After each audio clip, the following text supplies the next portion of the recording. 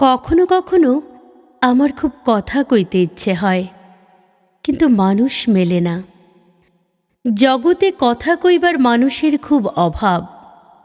অন্ধকারের মতন গাঢ় এবং গভীর মানুষ, আলোর মতো নকপট ও অপার মানুষ, বৃক্ষের মতো শান্ত স্থির এবং সরল মানুষ, নদীর মতন জলজ এবং সহজ মানুষ, আকাশের মতন বিষাদ ছোঁয়া বিশাল মানুষ, পথের মতন নুয়ে গিয়ে অমন ছুঁয়ে যাওয়া মানুষ।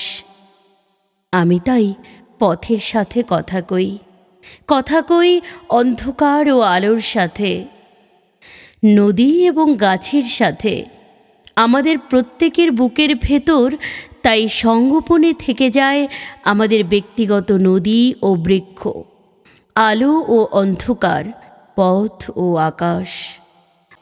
আমরা সেই একাকী পথে হেঁটে যেতে যেতে কথা কই। আমাদের সঙ্গী হয় এইসব একাকিত্ব, কারণ আমাদের কথা কইবার মানুষ মেলে না।